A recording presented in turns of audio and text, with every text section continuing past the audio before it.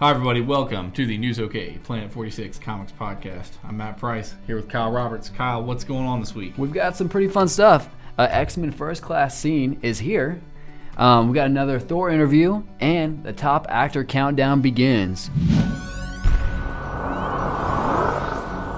All right, very cool. So X-Men First Class is coming out this summer. James McAvoy is in it, and at Yahoo Movies we have a kind of the first full scene we've seen. It's only about a minute or a little bit longer. First full scene we've seen to kind of get a feeling of maybe how the actors will interact. Kind of has Professor X and Mystique involved, and some type of government organization that they have in the scene.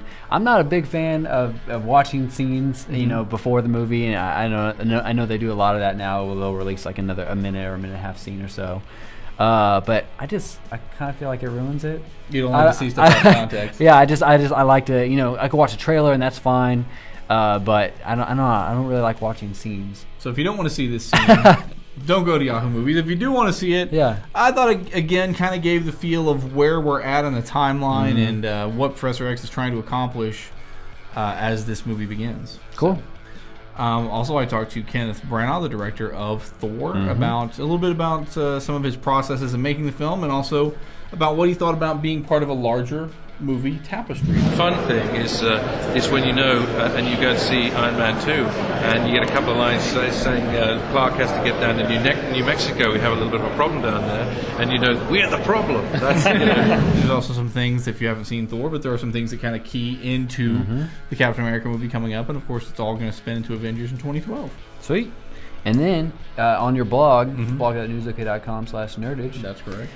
You started this last year, and it's kind of the top 25 actors you've got going on that's most searched on your blog. That's right. Top 25 actors and actresses with geek appeal. We'll have 2 new posts every day of the week, other than the weekends, going from now until June, with some of the actors that you guys have searched for on my blog, including today's actress, Felicia Day, who you know from the Guild. So keep coming back every day, and you'll see who some of your favorites are. And then at the end of it, in June, you'll be able to vote for your favorite at the conclusion of the whole thing. Cool. You know what? Let's get the review file. Let's do it. All right, let's start with G.I. Joe number 1. We got Javier Soltares. Yes. And Chuck Dixon is the writer. That's of course, right. Soltares is a big favorite of ours here at the podcast. And this is after the death of Cobra Commander. Several different factions are fighting for leadership of the Cobra organization. So that's what we've got going on here. It's a good jumping on point, probably, if you haven't been reading G.I. Joe. Just knowing that much will get you up to speed with what's happening. And so this issue sort of explores what's going on with G.I. Joe and what's going on with Cobra in the aftermath of this big event. Awesome. And then next we got Amazing Spider-Man 660. The road to Spider Island continues as Spider-Man again fights some zombie pirates, which of course is awesome, and what appears to be the Sinister Six. This is by Dan Slott again, and still joined up with the Future Foundation. Yeah, Future Foundation. Spider-Man has joined the team in the aftermath of Johnny Storm's death. So it's pretty good stuff. It's got a Ghost Rider backstory again, and then another backup story that's kind of leading into this Spider Island thing that's going to be going on this summer. We continue to like the Amazing Spider-Man series. It's been good stuff lately. Absolutely. And then from DC, Flashpoint. This is DC's big event. They're really hoping everybody kind of gets on board for this.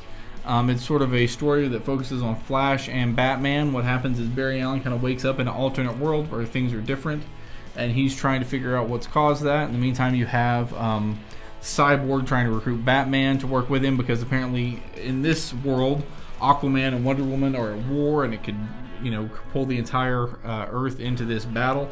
So it's pretty exciting. I kind of like some of the alternate universe stuff. It's by Jeff Johns, great art by Andy Kubert. So I think if you're into sort of the big events, big epic events, this is a fun one. Like Kingdom Come or something like Age of Apocalypse from Marvel, this is sort of set off in its own universe, but they've said it's going to have ramifications on DC Comics going forward. Perfect. And then for another one from DC, Batman, Arkham City number 1, obviously kind of getting people geared up for the new game. Yeah, this is the prequel to the game. Basically what it's doing, this is written by Paul Dini, who wrote the game.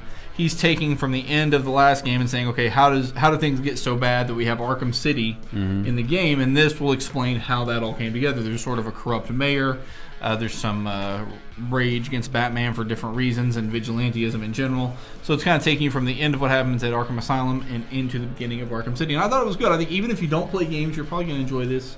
At least I enjoyed this first issue. It's kind of a cool Batman What story. a great idea, from DC to do that. You don't see that a whole lot. They, take something from it, obviously that was started with a comic into a video game, back to the comics, heading back into the video game. So and it's a good creative team. Carlos D'Anda is a good artist, and Paul Dini, of course, is one of the best Batman artists. He wrote some of the great Batman the Animated Series episodes as well. Absolutely.